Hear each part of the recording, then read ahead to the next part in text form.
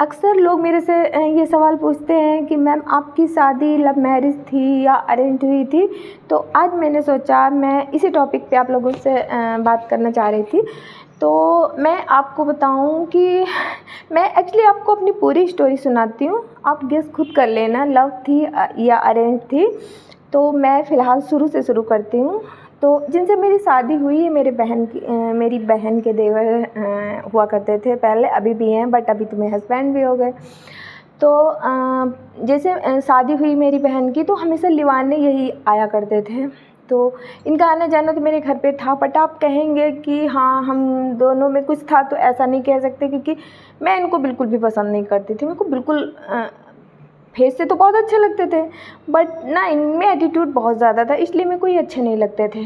तो इनकी आदत थी हमेशा कुछ ऐसा कमेंट कर देते थे कि जैसे मैं एग्जांपल देती हूँ आपको। मैंने ब्लैक सा सूट पहना एक दिन, ये घर पे आए हुए थे मैंने ब्लैक सा सूट पहन रखा था। तो मैंने अपनी बहन से कहा देखो जीजी मैं कैसी लग रही हूँ, तो कह रहा है यमराज की दूत लग रही हो। तो ऐसे ही कमेंट कर देते, मैं भी गुस्सा आ जाती थी, कुछ भी बोल देते। तो मैं इनको लाइक नहीं करती थी फ़िलहाल। उसके बाद क्या हुआ, मेरे लिए रिश्ते देखे जाने लगे और बहुत सारे लड़के देखे गए मेरे लिए।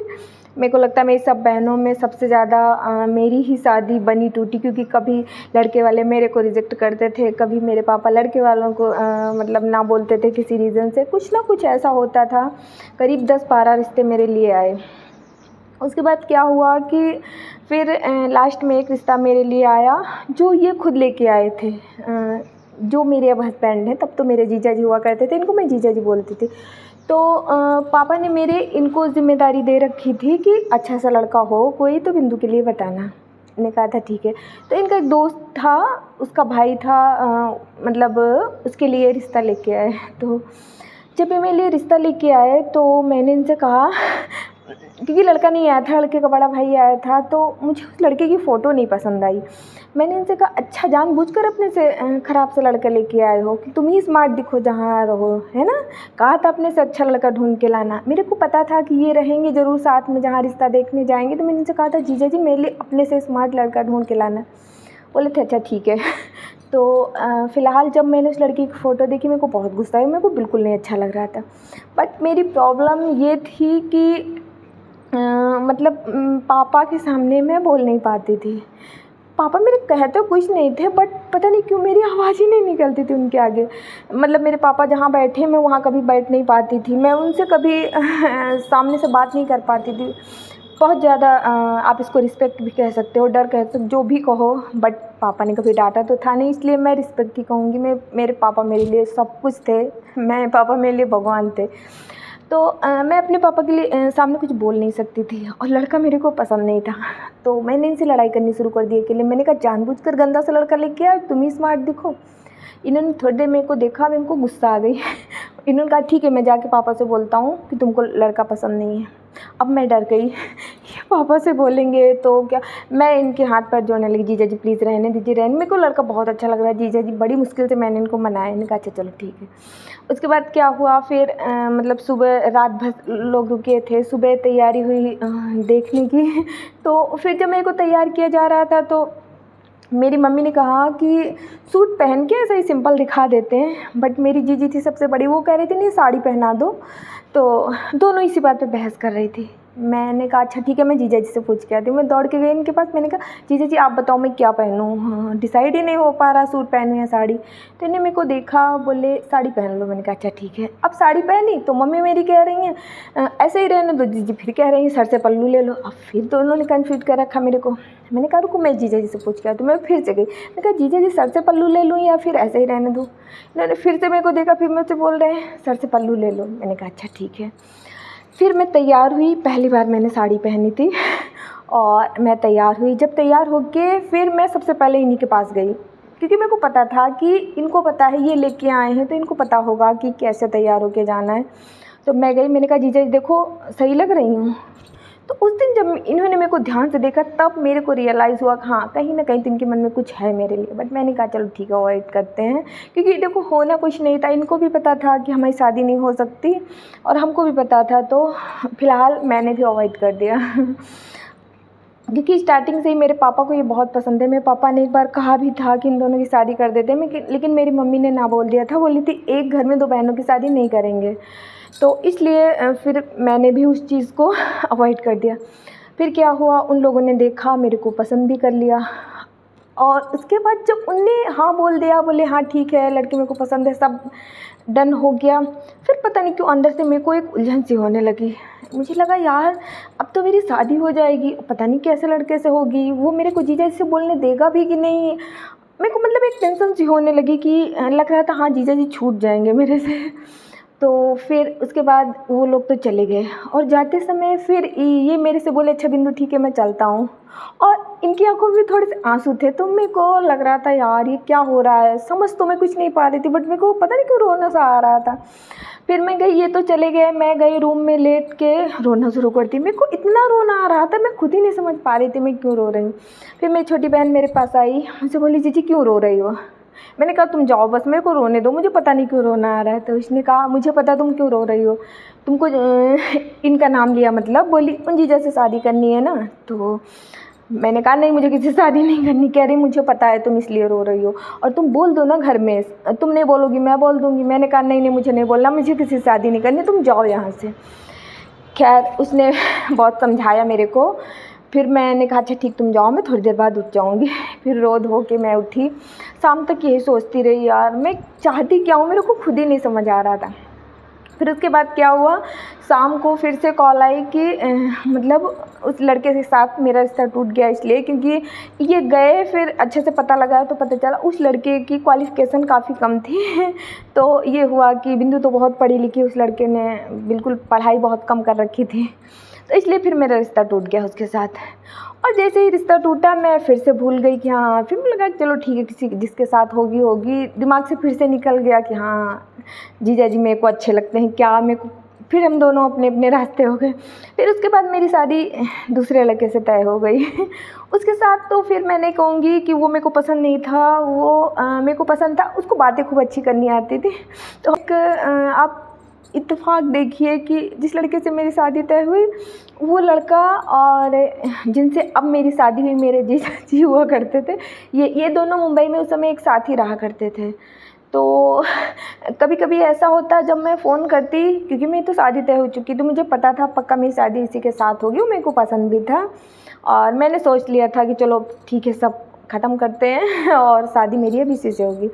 फिर जब मैं फ़ोन करती तो कभी कभी ऐसा होता कि फ़ोन ये उठा लेते जिनसे मेरी शादी हुई है, अब ये उठा लेते तो मैं इनसे कहती जीजा जी फ़ोन उसको दे दो। मैं उससे घंटों बातें करती रहती। हाँ अब मेरी शादी तय उससे थी तो मैं तो रिलैक्स होकर बातें कर रही हूँ, मैं किसी ऐसे वैसे से तो बात कर नहीं रही थी, मैं उससे घंटों बातें करती रहती हूँ। ये बगल में बैठे सुना करते थे खाली। उसके बाद क्या हुआ, मेरी शादी को 15 दिन बचे थे, सारे लोग जान चुके थे मेरी शादी तय हो चुकी है, मेरी शादी सबको पता था। फिर अचानक से उसके घर से कॉल आया, उसकी मम्मी ने लड़के की मम्मी ने दहेज की डिमांड बहुत ज़्यादा कर दी, अचानक से जितना था उसका डबल कर दिया।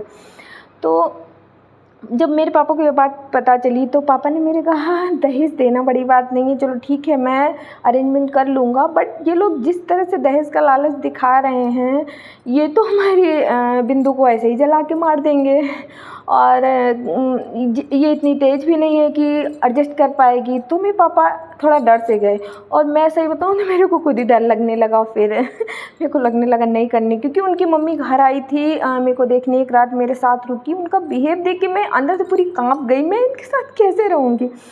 तो मैं भी डर चुकी थी।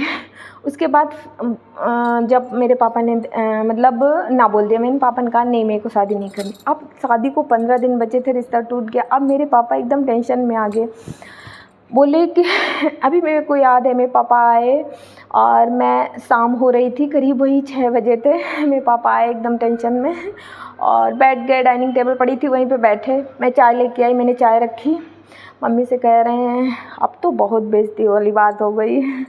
तो बस पता नहीं क्यों मेरी मम्मी के मन में आया, मेरी मम्मी कह रही हैं ऐसा करो अब तुम सब छोड़ो और इनका नाम ली, कह रही तुम उनके साथ शादी कर दो।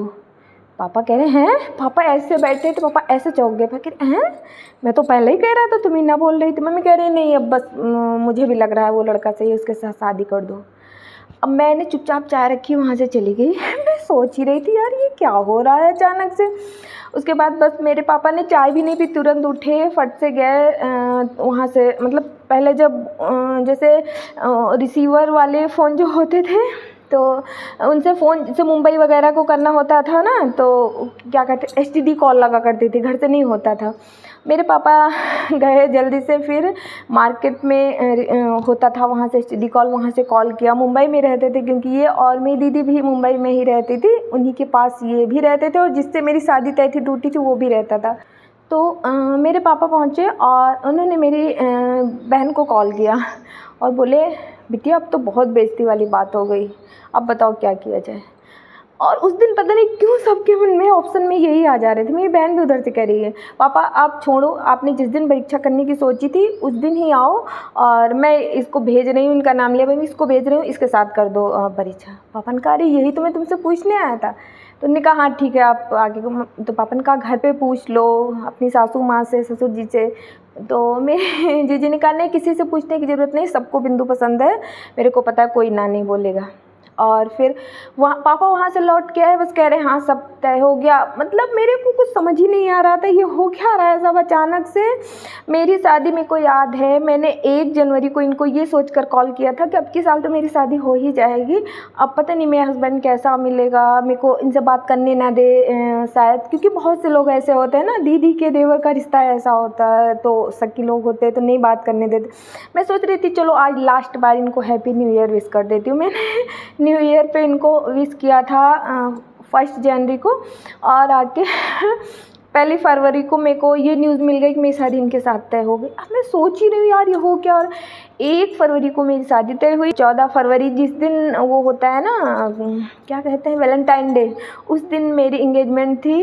और मतलब सब कुछ, तिलक, परीक्षा, शादी, सब कुछ इतना फटाफट हुआ। 17 फरवरी को मेरी शादी भी हो गई इनके साथ। हम लोग खुद ही नहीं समझ पा रहे थे ये हो क्या रहा है। उसके बाद क्या हुआ कि मेरी विदाई जो हुई मतलब नहीं हुई थी शादी के समय में, क्योंकि हमारे ससुराल में कुछ पुराना रूल था कि शादी में लड़की विदा नहीं हो के आएगी।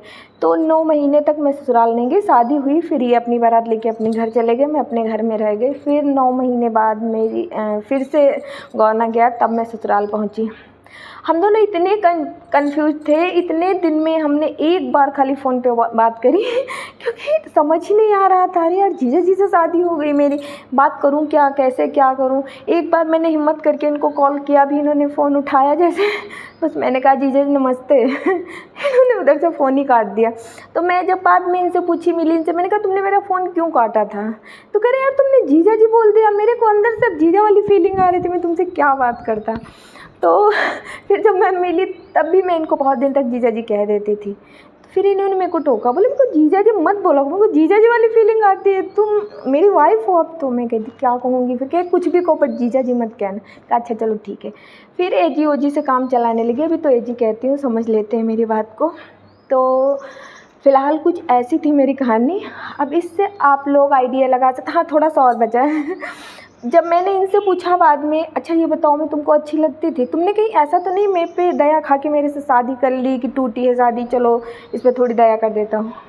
कह रहे हैं अरे नहीं यार, मुझे लगता है भगवान ने मेरी सुन ली, क्योंकि मैं तुमको बहुत पसंद करता था बट कह नहीं पाता था। मैंने कहा पसंद करते थे तो फिर इतना ज़्यादा एटीट्यूड क्यों दिखाते, मेरे से इरिटेट क्यों करते रहते तुम मेरे को।